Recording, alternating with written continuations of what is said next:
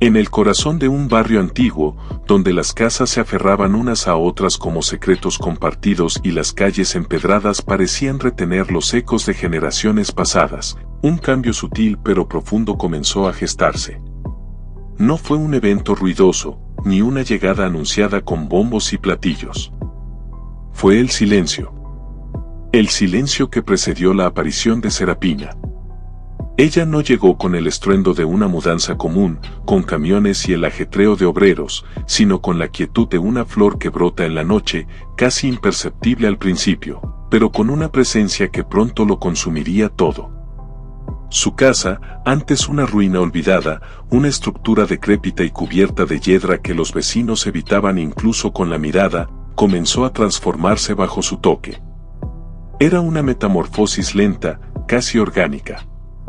El musgo que se aferraba a las paredes como una piel enferma se retiró, no por la fuerza de una mano humana, sino como si la propia casa respirara y se despojara de su vieja piel. En su lugar, brotó un jardín exuberante, un oasis de vida en medio de la monotonía gris del barrio.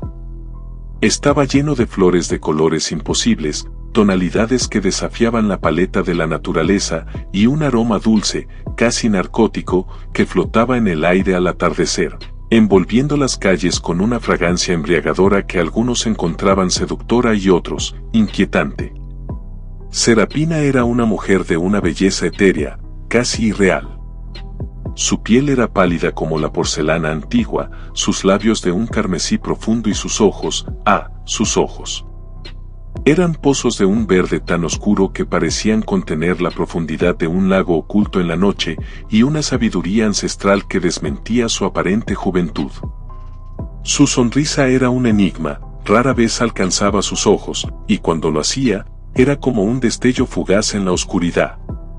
Siempre vestía de lino y seda, telas que parecían flotar a su alrededor, y su cabello, del color de la noche sin luna, caía en cascadas sobre sus hombros, atrapando la poca luz que se atrevía a posarse en él. Los vecinos, al principio, se mostraron cautelosos, como es natural en comunidades pequeñas y cerradas. La curiosidad, sin embargo, pronto superó la reticencia. Serapina, con una gracia innata, comenzó a organizar tertulias en su jardín. Eran encuentros íntimos, con no más de 5 o 6 invitados a la vez, donde ofrecía infusiones de hierbas desconocidas, con sabores que danzaban en el paladar y pasteles que sabían a sueños olvidados, a recuerdos lejanos que la mente no podía atrapar del todo. Lo más peculiar de estas reuniones, y algo que muchos notaron pero pocos se atrevieron a mencionar, era que en su jardín, las sombras parecían tener vida propia.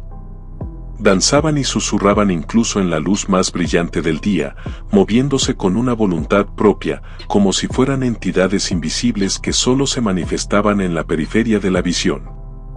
El narrador, un joven artista llamado Mateo que se había mudado al barrio buscando inspiración para sus lienzos, se sintió inexplicablemente atraído por Serapina y su jardín.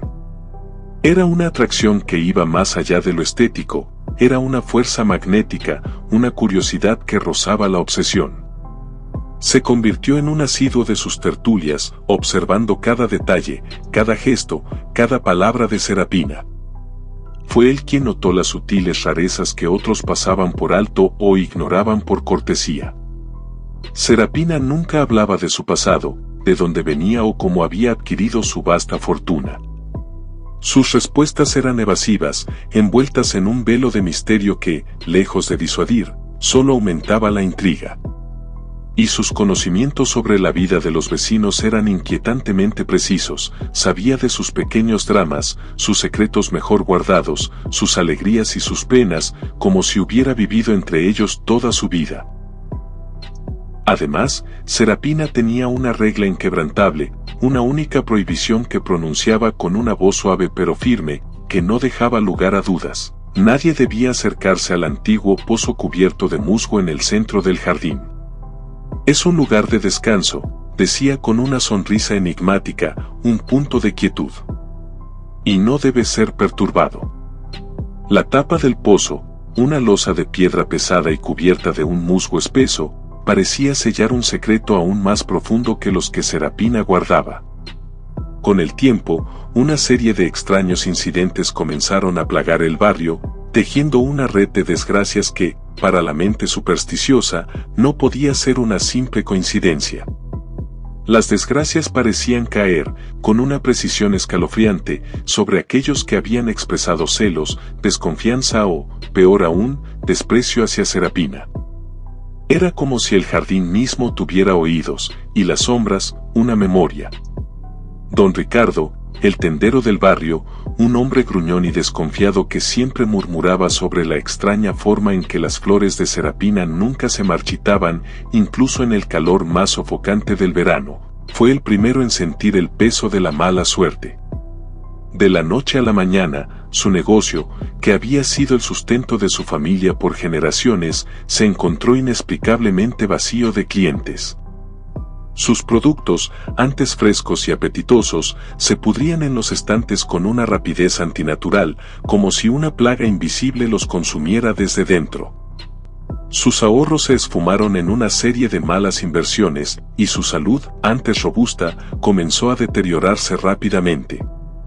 La señora Elena, una pintora local conocida por su temperamento volátil y su lengua afilada, había intentado, en un arrebato de envidia, arrancar una de las flores exóticas del jardín de Serapina, una flor de un azul tan profundo que parecía absorber la luz. Poco después, sufrió una repentina y dolorosa parálisis en su mano derecha, la misma mano con la que pintaba sus obras maestras. La parálisis no tenía explicación médica, y la dejó incapaz de sostener un pincel, destrozando su pasión y su sustento. El joven Martín, un adolescente travieso que había osado lanzar piedras al jardín de Serapina, riéndose de la bruja del jardín, desarrolló una tos persistente que le robó la voz, dejándolo mudo. Los médicos no encontraron nada, y sus cuerdas vocales estaban intactas, pero el sonido no salía de su garganta. El miedo comenzó a extenderse como la hiedra en las paredes de las casas, una enredadera invisible que estrangulaba la alegría y la confianza. Los vecinos hablaban en susurros, sus miradas se desviaban hacia el jardín de Serapina cada vez que pasaban, como si esperaran ver algo que confirmara sus crecientes sospechas. Mateo, el narrador, aunque asustado por la creciente ola de desgracias, no podía evitar la fascinación. Era una atracción mórbida, la misma que lo impulsaba a pintar escenas oscuras y misteriosas. Notó que las sombras del jardín de Serapina parecían más densas, más activas, después de cada incidente. Eran como presencias silenciosas, observando, juzgando.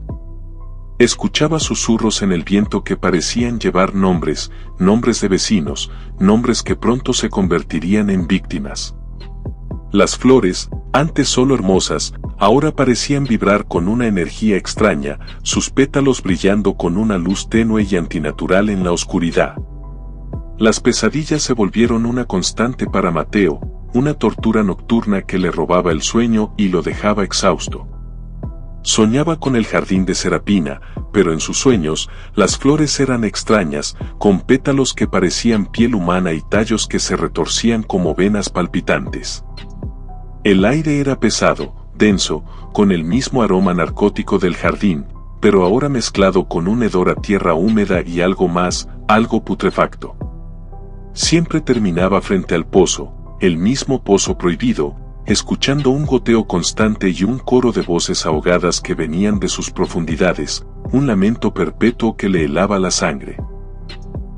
A veces, en sus sueños, veía a Serapina, de pie junto al pozo, con una expresión de serena satisfacción, mientras las sombras del jardín se retorcían a su alrededor, como si fueran sus sirvientes.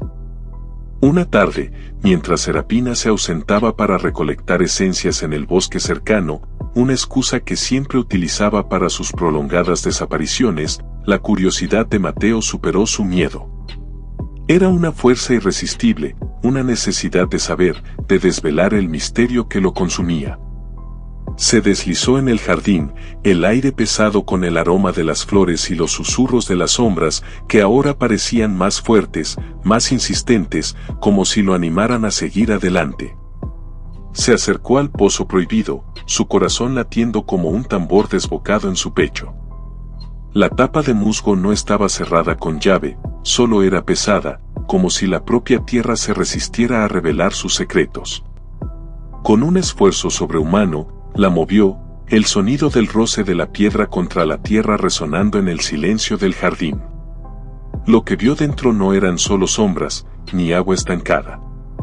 El pozo no era profundo, pero en el fondo, entre el agua oscura y el musgo espeso, había figuras.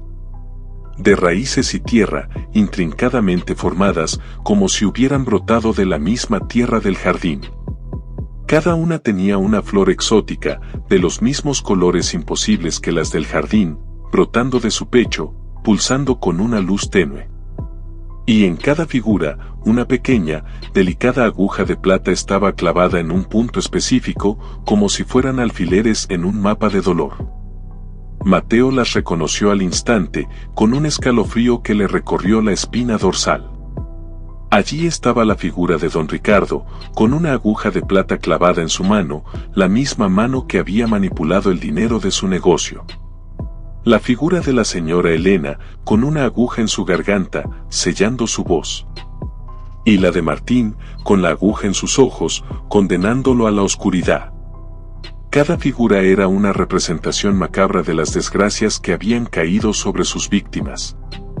Algunas de las figuras parecían marchitas, sus flores mustias, como si la vida se hubiera drenado de ellas, mientras que otras, más recientes, aún conservaban un brillo inquietante. Yace en el centro, entre las figuras de sus vecinos, una figura que no había visto antes, una que era extrañamente familiar, que le provocó un terror helado. Tenía una flor de un rojo intenso brotando de su corazón, un rojo que parecía sangre coagulada, y una aguja de plata, más grande que las otras, estaba profundamente incrustada en su pecho. Era el mismo.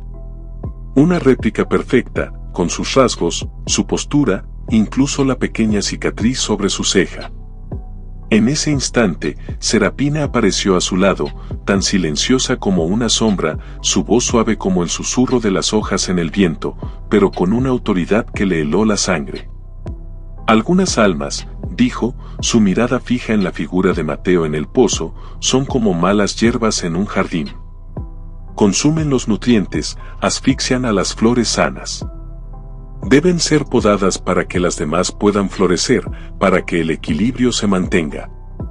Su sonrisa, esa sonrisa enigmática, se amplió, revelando una verdad aterradora. Yo solo mantengo el equilibrio, Mateo. Soy la jardinera de este lugar. Mientras hablaba, Mateo sintió un frío que le subía por las piernas, sus pies se sentían pesados, arraigados a la tierra como las raíces de un árbol. Su piel comenzó a endurecerse, a volverse terrosa, áspera al tacto. Sus músculos se tensaron, sus articulaciones se volvieron rígidas. El aroma de las flores del jardín se volvió abrumador, asfixiante, y los susurros de las sombras se intensificaron, convirtiéndose en un coro de voces ininteligibles que resonaban en su mente. Intentó gritar, pero su garganta se cerró, su voz se ahogó. Sus ojos, llenos de terror, se abrieron de par en par, viendo cómo su propia mano se transformaba, sus dedos volviéndose nudos de raíces, su piel en corteza. La última imagen que tuvo fue la de Serapina, de pie sobre él, su rostro sereno, casi compasivo, mientras la aguja de plata en el pecho de su réplica en el pozo se hundía más y más. El dolor fue insoportable, pero fugaz, reemplazado por una quietud fría y una sensación de anclaje. Las sombras del jardín lo envolvieron por completo, y el aroma de las flores se convirtió en su única realidad.